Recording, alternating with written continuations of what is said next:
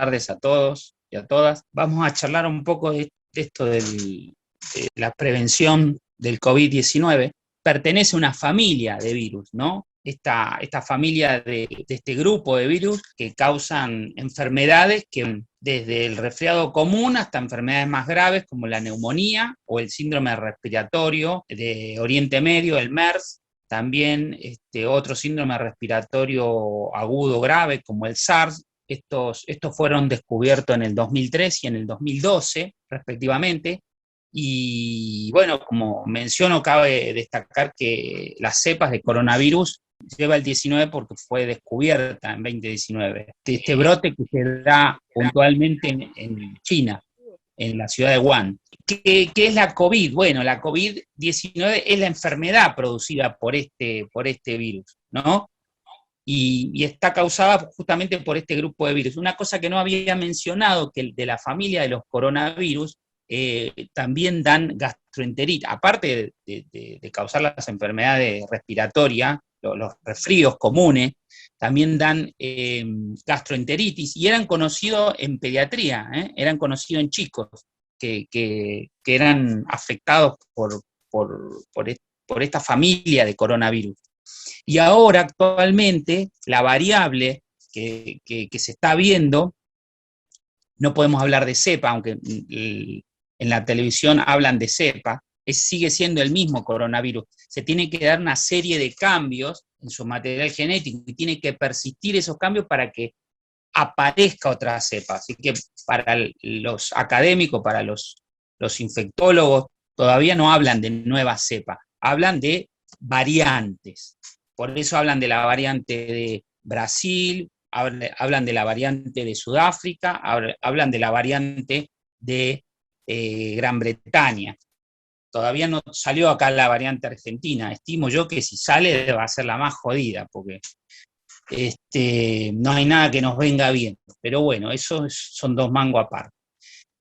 Pero como les mencionaba en la segunda, ¿cómo se propaga? Mencionaba también antes de cómo se propaga, recordar esto, que la COVID es la enfermedad infecciosa que está causada por este virus que era el coronavirus. Este virus, el COVID-19, o la COVID, que sería la enfermedad, mejor dicho, se propaga principalmente a través de las gotículas de saliva y las secreciones nasales que se generan cuando una persona infectada tose o estornuda. Principalmente estos aerosoles que se generan en el aire es lo que va a diseminar, y por eso el hincapié, o el que se hace tanto hincapié en la distancia. La certeza fehaciente que hay hasta ahora es solo mantener distancia y solo el lavado de manos. Por ahora, bueno, las medidas de protección personal, en el caso del personal de salud, que la vamos a mencionar. Pero principalmente son estas gotitas. Con respecto al tamaño, yo no puse mediciones, bueno, pero en sí el tamaño de este coronavirus es un tamaño grande para los virus tradicionales, ¿no? Es un tamaño grande, por eso no permanece tanto tiempo flotando en el aire y tiende a precipitar. No obstante, no hay que exagerarlo, permanecen aerosoles, y si el lugar no está bien ventilado, corremos con desventaja. La prevención, bueno, como bien habíamos mencionado, dijimos que había que mantener una distancia de 2 metros entre personas, usar barbijo, si el barbijo es el barbijo quirúrgico. En el caso del personal de salud, vamos a tener principalmente dos tipos de barbijo: el barbijo quirúrgico y el barbijo, el N95. Ambos filtran un 95%, ambos. ¿Qué pasa? El barbijo quirúrgico solo tiene una duración de 4 horas de eficacia, y el N95 se hacía estirar hasta 15 días, obviamente en una jornada de trabajo de 6 horas. En el hospital en el cual yo trabajo, por consenso de infectología, lo bajaron a 7 días. Después que terminemos la charla, cuando las compañeras de Jujuy, si quieren, me comentan si también siguen, o si ustedes lo siguen, lo usan con esa con esa modalidad o lo hacen estirar hasta 15 días. La bibliografía dice que si uno lo guarda en bolsa de papel, el N95 óptimamente puede filtrar partículas. Si hay disponibilidad, lo cambiamos cada 7. Si tenemos barbijo quirúrgico, recordar que cada 4 horas hay que cambiarlo. Vale decir que en una jornada de trabajo de 6 horas o 7, tenemos que tener dos barbijos quirúrgicos. Contemplar que lo podemos humedecer, que nosotros podemos estornudar, nos sacamos, lo podemos volcar, romper, tirarle café encima. Digo, todas esas cosas son imponderables que también hay que manejarlo. No sé cómo estará la distribución de estos elementos de protección personal. Si nos manejamos en el ámbito casero, bueno, usamos barbijo de tela. Lo cierto que el barbijo, principalmente evitamos que nuestras gotitas de flush fluyan con fuerza y aerolicemos secreciones. Obviamente, mencionamos, no te toques la cara, ventilar bien los ambientes de tu casa. Es muy difícil no tocarse la cara en una jornada de trabajo, normalmente nos pica la nariz, a los que somos alérgicos más. No sé, en las latitudes de ustedes, probablemente al no tener humedad, no corren con el tema de la alergia a los ácaros, al polvo doméstico, ese tipo de cosas que también suman una piedrita más al camino, ¿no? Importancia mantener limpio los elementos de protección personal. En el caso de los barbijos no se pueden mojar ni lavar, los de tela sí, pero tanto el quirúrgico como el N no mojar. Sí tenemos que mantener limpios las antiparras o cualquier otra barrera que nos pongamos. Bueno, mencionamos no automedicarse, no compartir mate, vajilla, otros elementos de uso personal. A esta altura del partido entiendo que ya nadie lo hace, a menos que nos encontremos dentro de la misma burbuja. Pongo un ejemplo, caso de una pareja que se encuentran en su casa, bueno, se entiende que van a compartir el mate. Algunos extremistas no tomarán mate, pero bueno, digo cosas triviales como esa, ¿no? Lo cierto es que en el lugar de trabajo no conviene, por más que sea una burbuja, como si llamemos burbuja al grupo de trabajo o al equipo que va a desarrollar 6 horas de trabajo. Bueno, en caso de presentar síntomas, uno dentro del trabajo, bueno, de presentar síntomas va a tener que aislarse o tratar de ir a hisoparse en su lugar de trabajo, avisar a su prestador médico que presentó síntomas y aislarse. La idea es estar encerrado para cortar el ciclo de este germen, ¿no? Vuelvo a reiterar el tema social y evitar las reuniones. Eso es importantísimo. Parte de esta segunda ola es porque, bueno, hay un consenso un consenso generalizado, ¿no? Que la gente se empezó a juntar y, bueno, aquellos individuos que son portadores sanos, porque la verdad hay gente que la pasa caminando y ni cuenta se dan, son los individuos que propagan con más facilidad el germen. Como dijimos, evitar las reuniones en espacios cerrados y extremar los cuidados, obviamente, con las personas mayores de 60 años o aquellas personas con enfermedades preexistentes, enfermedades crónicas, mujeres embarazadas. La siguiente, hablamos de una adecuada higiene de manos. Hasta ahora, el fuerte y lo más simple y lo más económico es tener una higiene de manos continua. ¿Podemos pasarnos alcohol gel o cualquier otra solución alcohólica? Sí, pero cada 4 o 5 pasadas de alcohol gel debemos lavarnos las manos con agua y jabón. El lavado de manos con agua y jabón no, o sea, pasarse alcohol gel no suplanta el lavado de manos. Es una muy buena técnica para bajar la carga microbiana, pero el lavado de manos con agua y jabón, eso es lo principal. Y en una institución médica, una institución de salud, tenemos que tener acceso a una canilla para poder hacer una correcta higiene de manos. Recordamos los 5 momentos para lavarse las manos. La fotito es esa. Primero mojarse las manos, luego colocarse el jabón.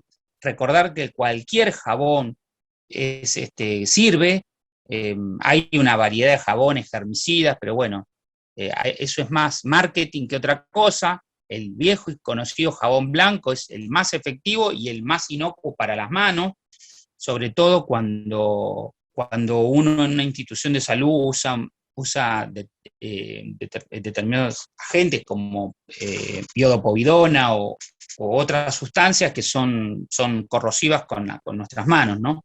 Bueno, usar jabón neutro, jabón rallado, de última, rallamos el jabón, sirve. Frotar bien las manos, importante el tiempo, la permanencia, es importante que se haga por lo menos una pequeña lavaza, eso va a estar relacionado con el tipo de agua, ¿no? Recordemos que hay aguas duras, ricas en magnesio y calcio, que va a evitar que se forme la basa, pero bueno, entender que son 40 a 60 segundos para que se forme la lavaza y esto forme las estructuras micelares para poder arrastrar todas las partículas y gérmenes que se encuentren, enjuagar con abundante agua y después el secado. Si el secado lo tenemos con toallas de papel, es lo mejor. Ahora, si es una toalla comunitaria, estoy hablando en una institución, enfocándonos en una institución de salud, la vieja sábana que se ponía para secarnos las manos y al final del día la toalla está húmeda, no sirve porque esa toalla pasa a ser un reservorio de microorganismos. Si nos lavamos las manos, no tenemos toalla de papel o no tenemos para podernos secar, nos agitamos las manos para que se seque solo. Y con respecto a el caso del personal de enfermería y el cuidado del paciente, recuerden ustedes, dentro de la carrera tienen los famosos 5 momentos. Los famosos 5 momentos para la higiene de manos. Recordar que va a ser, primero, antes del contacto del paciente, nos lavamos las manos. Antes de realizar una tarea séptica, una curación, nos lavamos las manos. Después de tener contacto con o exposición con líquidos corporales, nos tenemos que lavar las manos. Y después de estar en contacto con el paciente, hay que lavarse las manos. Por más que solo le alcancemos un vaso con agua o solo le alcancemos unos auriculares, que uno dice, solo toqué esto, nos lavamos las manos. Y después de tener contacto con la mesa del paciente o lo que se llama unidad, el entorno del paciente, ya sea la mesita del paciente, la mesa auxiliar donde pongo elementos para trabajar con los pacientes, la mesa donde come el paciente, la ropa del paciente, con cualquier entorno que esté en contacto del paciente, debo lavarme las manos. Esos serían los 5 momentos en el cual está indicado el lavado de manos. Y el lavado de manos, como lo mencioné antes, con la técnica que ya conocen, que es lavar y frotarse las manos, cerrarlo en puñito, lavarse las yemas, mover la palma de la mano, el dedo gordo, lavar cada dedo, e incluso montar una mano sobre la otra y refregarse. Esa sería más o menos, incluso lavar las muñecas. Ese sería el correcto técnica de lavado de manos. Bueno, vamos a hacer la representación de cómo es la colocación correcta de los elementos de protección personal y de aislamiento en el caso de PC y PG. Esto lo vamos a traer desde el office de enfermería, están a disposición ahí. Primero nos lavamos las manos.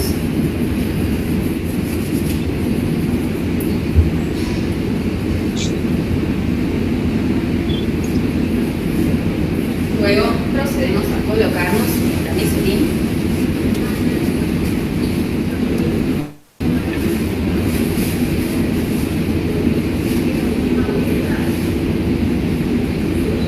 Atamos las tiras superiores, procurando que el camisolín quede tapando todo el cuello.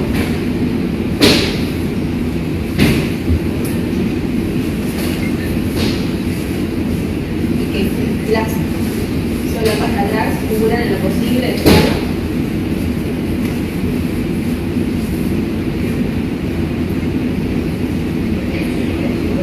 Luego procedemos a colocarnos el barbijo, ¿sí? La parte durita, hacia arriba siempre.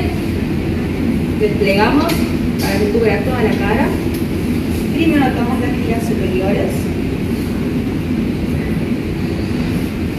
Luego las inferiores por debajo del cuello. Verificamos que el orbijo haya sellado bien. Y por último, ajustamos las tiritas sobre el tabique nasal. Ahora vamos a colocarnos las antiparras, que están limpias. Y por último, los guantes. Asegurándonos de que cubran los puños.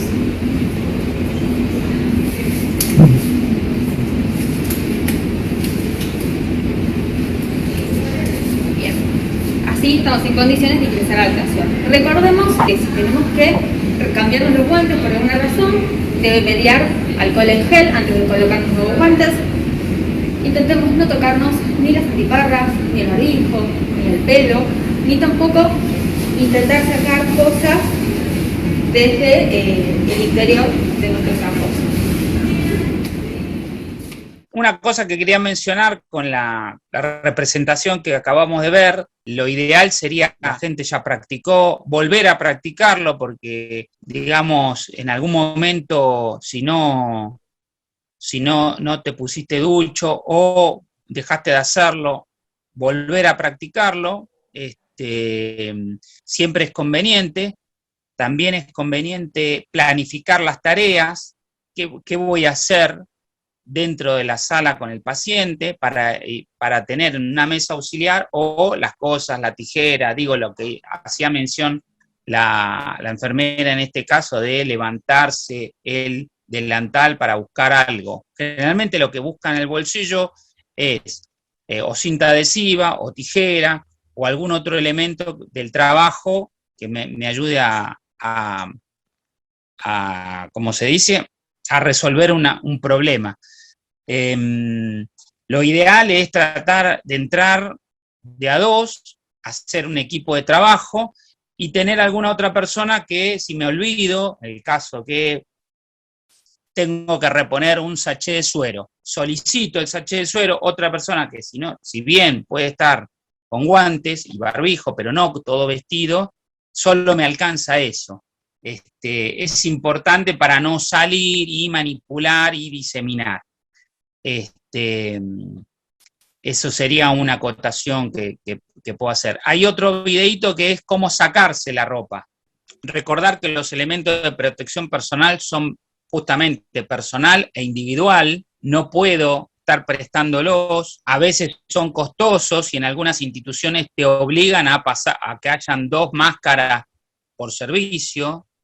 Eso no tenemos que aceptarlo, y después de usarlo, lavarlo o ya sea con agua y jabón, o rociarlo con alcohol al 70, ¿no?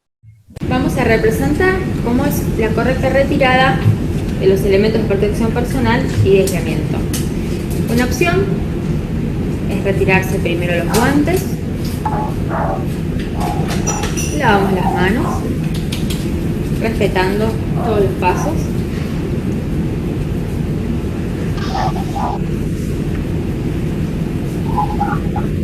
Desatamos las tiras del camisolín.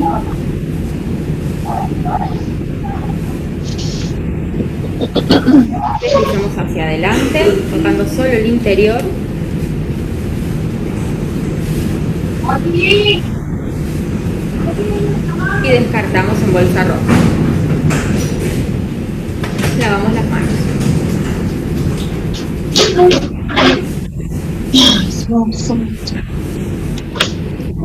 Otra versión sería tomar el camisolín por la cintura, tirar hacia adelante, rompiendo las tiras.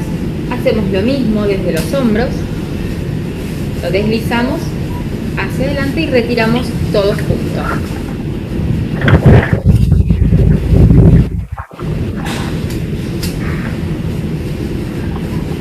Enrollamos, descartamos y lavamos las manos. Nótese que este colaborador utiliza lentes, los cuales están por debajo de la antiparra.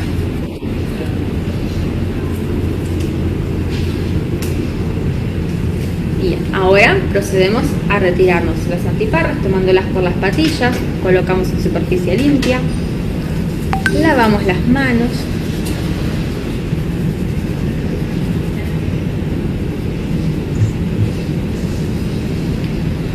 para retirar el barbijo comenzamos por desatar la tira inferior, luego la tira superior y retiramos hacia adelante. Nos volvemos a lavar las manos.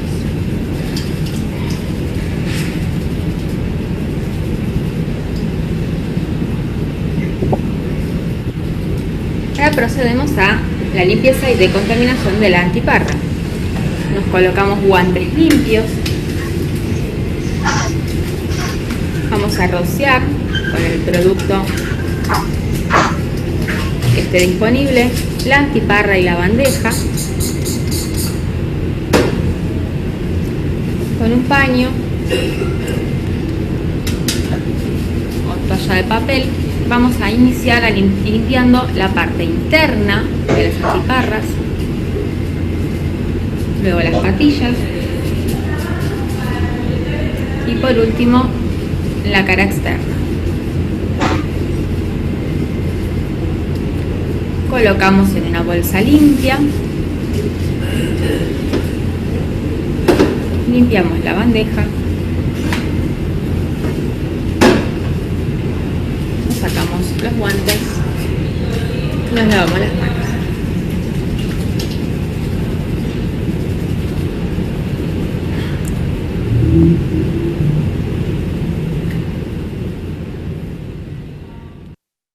Si Gastón puede ampliar cuál es la diferencia entre variante y cepa. Bueno, principalmente las variantes es porque en la replicación del virus van produciéndose pequeños cambios. Esos pequeños cambios hacen o provocan esas variantes, ¿sí? Pero el virus en general es el mismo, ¿sí? Se han visto esas variantes o se las puede aislar cuando se secuencia el genoma en determinadas zonas. Puede ser por la circulación, ¿sí? Porque no hubo un correcto separación o aislamiento de la población y se producen esas pequeñas variantes. Por eso se hace tanto hincapié que la vacuna, por más que hay variantes, la vacuna sirve, porque no es que han mutado. Cuando se habla de cepa, quiere decir que el virus original cambió en un 90%. Esa sería básicamente la diferencia. Por eso yo mencioné que existen una serie de variantes, que son las más conocidas, la británica, la variante sudafricana y la de Manaus. Y actualmente acá se reconocieron dos variantes, si mal no recuerdo, que era la variante brasilera. A veces corre con un estigma aquella población que se dice de Manaus, porque después ya le queda de por vida, pero bueno, la variante brasilera y la variante británica, vamos a llamarlas con esa denominación. Esas son las variantes que estaban circulando, pero el virus es el mismo virus, es el virus, el coronavirus. Una de esas, bueno, lo que tienen que una de esas variantes está provocando síntomas gastrointestinales, cosa que en la primera ola no se veía tanto. Muchas gracias, me quedó más claro. Gastón, sí. Una pregunta, no sé si vos si corresponde en este momento o no. Nosotros con un grupo de compañeros de la Secretaría estamos aislados por un contacto estrecho. Sí. Esos 10 días, ¿a partir de qué momento se cuentan de aislamiento? Vos fuiste contacto estrecho de Pedro, ponele, ¿sí? Vos te advertís, es a partir de que Pedro tiene síntomas. Desde que Pedro va al médico y le dicen, bueno, usted se va a tener que quedar en su casa guardado. A partir de que Pedro te da la alarma, vos sabrás cuándo lo viste a Pedro, ya sea te lo cruzaste en el almacén, te lo cruzaste en el trabajo, o te olvidaste y te dio la mano. Y, no obstante, se habla de contacto estrecho, porque en el caso, yo te pongo mi caso personal. Yo en el trabajo, yo trabajo en un hospital público de la Ciudad de Buenos Aires. estado no charlando con la distancia que corresponde, pero he estado saludando compañeros, afiliados, que yo me he acercado. El viernes me dijeron que estaban cansados, doloridos, se entendía porque estuvieron toda la semana trabajando, y el lunes me entero que habían sido COVID positivo. Pero eso no significa que yo sea un contacto estrecho, porque yo lo vi, estuve con la distancia prudencial, los dos estábamos con barbijos, entonces ahí no puedo hablar de contacto estrecho. El contacto estrecho es cuando yo estuve sin barbijo más de 15 minutos en presencia de la otra persona. Más de 15 minutos estuvimos compartiendo, ponele, en un lugar muy cercano, estuvimos tomando café, mate, lo que sea, no compartiendo, pero sin barbijo. A veces cualquiera en el hospital se ha dado. Tuve contacto estrecho, me borro una semana. ¿Se entiende? Da para todo, esto da para todo, da para el que lo hace conscientemente y para el que no lo hace en forma consciente. Si vos te enteraste de que Pedro empezó a tener síntomas, vos te aislás desde el día que vos lo viste, pero recordá que vos tenés que haber tenido esas pautas, haber estado en el mismo espacio, compartiendo algo, sin barbijo, y más de 15 minutos. Está, listo, gracias. Quiero hacer una aclaración, y no quiero discutir con el colega, pero quiero hacer una aclaración. Tengamos en cuenta, cuando hablamos del barbijo, que los tapabocas no ofrecen el mismo nivel de cobertura, entonces cuando se verifica que estoy en contacto con una persona, comparto el mismo espacio, con el tapabocas, si es por más de 15 minutos, tengo que guardar el aislamiento correspondiente a contacto estrecho. Digo, eso es lo que está definido por la autoridad sanitaria. ¿Sí? En el personal de salud es distinta la definición de contacto estrecho, porque en el personal de salud, digo, tienen que estar... Tenemos barbijos que filtran el 95% de las partículas. Perdón, eso es un tapaboca casero. Perdón, Magali, discúlpame. Sí, y Gastón, yo te voy a hablar y te voy a decir que es una equivocación, es un error conceptual el tema de que el barbijo quirúrgico filtre el 95% de las partículas. El barbijo quirúrgico, como mucho, si tiene las 3 capas, le va a filtrar 65% de partículas.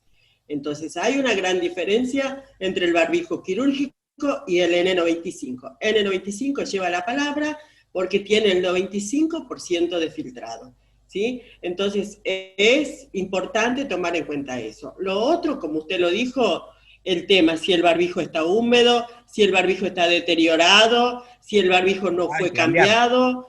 El otro tema también es importante, que si bien lo mencionó, pero no en profundidad, es el tema de los ambientes. Hay macropartículas que caen a menos de 1,5 metros y hay micropartículas que ya se ha comprobado que se mantienen suspendidas en el ambiente. Y si nosotros tenemos los compañeros en ambientes cerrados que no están ventilados, el riesgo de contagio es mayor. Sí, correcto. Yo mencioné que se puede aerolizar, de hecho se aeroliza. Lo que no mencioné fue el factor de ventilación. Lo que pasa es que en ambientes hospitalarios se supone que va a haber, digamos, filtros, va a haber equipos de aire acondicionado donde tengan una presión negativa. Todo lo que me ajusto es a la realidad de Jujuy. Jujuy tenemos un único hospital, que es el materno infantil, que cuenta con espacios de presión negativa y presión positiva. Después, el resto de los hospitales no cuenta con ese tipo de ventilación. Y otro tema, nosotros no hablamos solamente como parte del equipo de salud a los médicos y las enfermeras. Nosotros tenemos que pensar que hay gente en estadística, que son espacios muy hacinados, que hay oficinas donde hay muchas personas para poca superficie, metros cuadrados, y tenemos que considerar esa posibilidad, que si bien no tienen incluso la parte de ventilación de los ventanales, que por ahí uno tiene que pensar en máquinas extractoras y recambiadoras de aire, porque en realidad si uno piensa en el compañero, y por eso me pareció muy conveniente cuando se toma la decisión y la medida de decir vamos a separarlos en diferentes turnos para que no haya tanta gente junta en un mismo horario. ¿Sí? Todas esas son pautas preventivas. Sí, comparto. Es verdad, es un tema, porque los filtros CEPA, los filtros CEPA, los filtros que están recomendados, no todas las instituciones lo tienen. Deberíamos, si nosotros estamos como delegado de sector, o pedirle que nos den una certificación del filtro con el que se está usando. Y si el edificio, la única ventaja, si el edificio es viejo, por una corriente que se llamaba higienista en la arquitectura de principio del siglo pasado, las ventanas van a ser grandes. Entonces, con abrir las ventanas, abrir las puertas y garantizar que haya una corriente cruzada, vamos a tener un buen intercambio de aire. Ahora, si el espacio es cerrado, si no tengo ventanas, tengo mala iluminación, bueno, ahí se me empieza a complicar, y lo que dice la compañera es bajar el número de individuos por metros cuadrados. Sería una solución administrativa. Está claro que si las condiciones edilicias no acompañan, directamente lo que tenemos que pedir es trabajo remoto. Desconozco si se puede aplicar en el hospital donde yo trabajo. No han podido aplicar trabajo remoto porque no está informatizado. Y te estoy hablando de un hospital del centro de la ciudad de Buenos Aires. Así que, no sé, capaz que ustedes tienen informatizado y tienen historia clínica y un montón de cosas informatizadas. Acá no. O recién están empezando tímidamente, pero esto los pasó por encima. Pero sí, compañera, usted hace mención al factor de ocupación. Bien marcado, sí. Una cosa para agregar. A fines del año pasado aprobaron de emergencia una norma IRAN sobre ventilación en hospitales. Nosotros estamos proponiendo, creo que ya lo dije, que hay que reglamentar la ley de higiene y seguridad para los hospitales. Y el tema ventilación debería estar además reglamentada una norma legal de cumplimiento obligatorio, que quizás sea esa modificada, no lo sé, pero lo que es cierto es que no hay una norma legal que sea de cumplimiento obligatorio, hay norma técnica, pero lo que tenemos que apuntar en realidad es que la norma sea única, aunque después de la aprobación de la reglamentación, después nos lleve un tiempo hacer que se cumpla, esa va a ser otra pelea, eso por nombrar un tema, pero en realidad tenemos una gran dispersión de norma técnica, y como es norma técnica, no es de cumplimiento obligatorio la norma técnica. Habrá responsabilidades si no se cumplen, pero si pasa algo serio. Si no, lo que pasa en la habitualidad es que no pasa nada. Tenemos los hospitales en general que son un gran desastre y no pasa nada. Y con el tema ventilación en particular, yo recuerdo la muerte de en realidad de 4 pacientes y 2 enfermeras en el interior de la provincia de Buenos Aires, en Carmen de Areco, si no se me confunden las localidades, y era por legionela acumulada en el desagote del aire acondicionado. No estaba bien hecho, acumulaba agua, y ahí se había juntado legionela, y mató a 4 pacientes de la terapia intensiva y a 2 de enfermeras de ese lugar. Era el momento cuando estaba la gripe A, y le echaron la culpa a que una de las enfermeras había viajado a Orlando, Estados Unidos, de vacaciones, llevando una sobrina, no me acuerdo, y salieron me acuerdo en aquel momento, el Ministerio de Salud de la Nación, es un hospital provincial, a decir que era esa la posibilidad, y no tuvo nada que ver. En ese momento el Ministerio de la Provincia de Buenos Aires fue más cauto, dijo que iba a investigar, y bueno, se determinó que esa fue la razón cierta. Pero en todo caso, son ilustrativos del gran desastre que tenemos en los hospitales. Claro. Y en cada tema que uno se meta, va a encontrar este tipo de dispersión, no solo de normas, sino de no cumplimientos en prácticamente todo el país. Son muy pocos los hospitales que se pueden salvar de las críticas que le podemos hacer, ¿no? Incluso no sé cómo se los habilitan los hospitales. Yo, por ejemplo, doy el caso del materno, que tiene el tema de recambio de aire, pero de pronto no tiene gente con conocimientos suficientes como para decir el filtro EPA exterior se cambia una vez al año, el filtro EPA interior se cambia cada 2 años, o cómo hacemos el control bacteriológico para ver si está filtrando, para ver que sea seguro para los pacientes. O sea, hay muchas cosas internas en cada tema, dónde lo pongo, cómo lo pongo, presión positiva, presión negativa, es una variante, es un capítulo de infectología prácticamente el tema de los filtros cepa. Entonces es difícil de pronto que se lo pueda poner para todos los hospitales. Y con respecto a la arquitectura, si bien los arquitectos de antes, esa corriente higienista tenía los ventanales grandes, pero ¿qué pasó? Se fabricó el Durlock y todos lo solucionaron con Durlock y entraron a cubrir todos esos espacios hermosos que existían.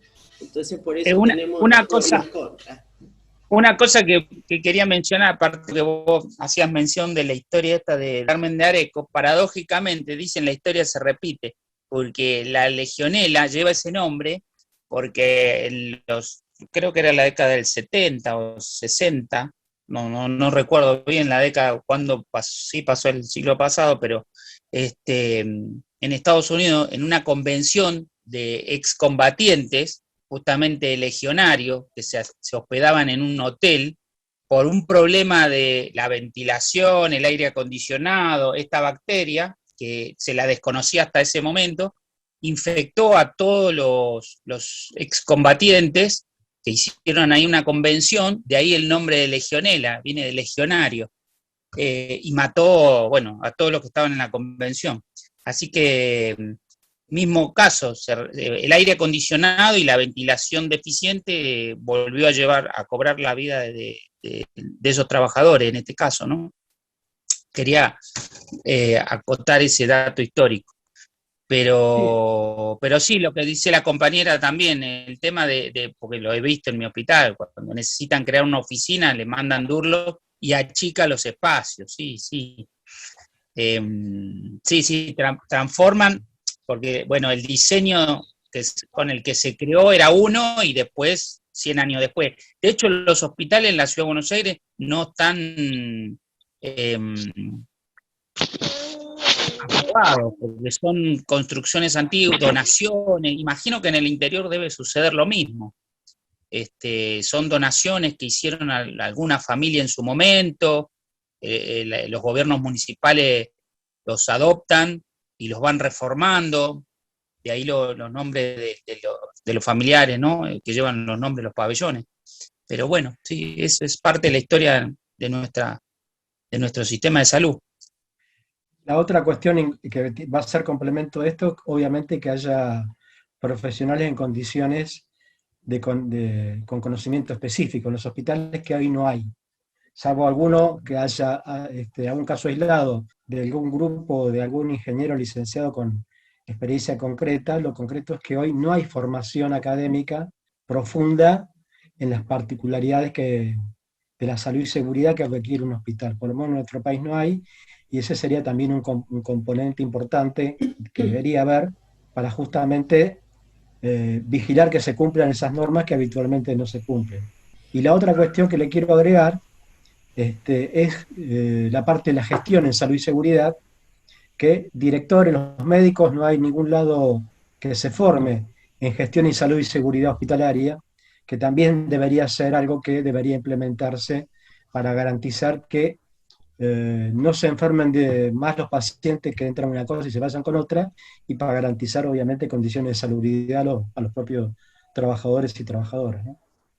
Usted tiene razón cuando nos habla de profesionales en higiene y seguridad laboral, ¿sí? Pero yo también ahí tengo para acotar que existe un grupo de enfermeras, que son enfermeras en control de infecciones, que son las que ven más que nada el tema de bioseguridad ante el riesgo de fluidos corporales, y ven todo esto lo que es infecciones intrahospitalarias o asociadas al cuidado de la salud.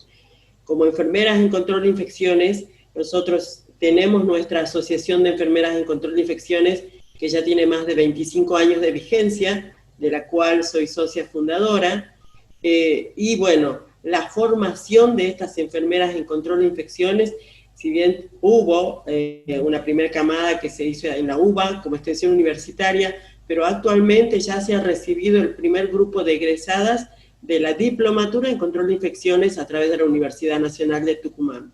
También existen universidades privadas que están formando enfermeras en control de infecciones, que es algo importante a tener en cuenta, porque esa enfermera no solamente va a cuidar la salud del trabajador ante la exposición de fluidos corporales, sino también va a cuidar la salud del paciente. Así que por eso quería acotarle que si bien los higienistas son importantes por el tema de seguridad laboral con respecto a riesgos químicos, riesgos físicos y todos los demás que lo ven ellos, pero esta parte de riesgo biológico está muy asumido por las enfermeras en control de infecciones. No tengas dudas de lo que salimos formados de la universidad en higiene y seguridad del trabajo, no tenemos ni idea, salvo que busquemos formación propia de lo que acabas de decir. Justamente hace falta una formación posgrado para esto, o bien equipos multidisciplinarios, donde cada uno aporte de su saber para que sea una cuestión integral. Los hospitales son de los lugares de trabajo más complejos que tenemos, porque hay cuestiones biológicas, físicas, químicas, se juntan todas, psicosociales,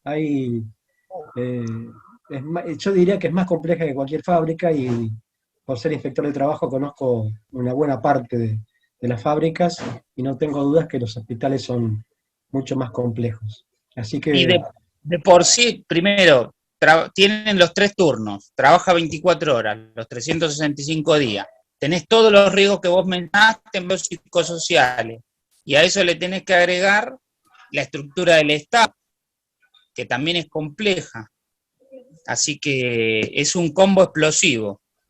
Por eso, bueno, están estudiando el síndrome de burnout en el personal de salud. No es casual, igual que las adicciones, todo lo que se ve en el mundo hospitalario es complejo. Sí, claro. Está muy buena la charla. Igual quería hacer una mención antes de continuar con el siguiente tema, que es que tenemos una experiencia de formación, por lo menos para la gente de salud, de seguridad e higiene, para los técnicos, los licenciados y los ingenieros. En Provincia de Buenos Aires tenemos una experiencia formativa que ya se viene dando hace algunos años en el hospital, en convenio entre el Instituto Técnico número 12 y el Hospital San Martín, el Policlínico San Martín de La Plata, donde se da una formación continua de salud y seguridad para el sector sanitario. De hecho, fuimos 2 compañeras de ATE las que promovimos y creamos el proyecto y logramos que lo aprobaran en Provincia de Buenos Aires, la profesora Orraque y yo, y tiene que ver con esto, con que quienes nos dedicamos a la salud y seguridad, con el título de seguridad e higiene, desde la primer titulación como la tecnicatura, el título de grado o la especialidad, no tenemos herramientas suficientes para trabajar dentro del ámbito sanitario con tranquilidad de poder abordar por lo menos gran parte de las problemáticas, más allá de que la formación no termina nunca para cualquier sector del que se trate, pero bueno, sí tenemos una experiencia y estaría bueno que esa experiencia fuera trasladada al nivel nacional para que pudiera existir en todos los hospitales. No son muchas las personas formadas, pero yo calculo que alrededor de 100 egresados y egresadas desde que se da en Provincia de Buenos Aires no ha habido ingreso a los hospitales. La realidad es esa. Los hospitales siguen sin tener servicio de seguridad e higiene o servicio de prevención. Claro. Entonces esta gente está formada y no tiene un lugar donde trabajar. Inocente, me has contado tu manera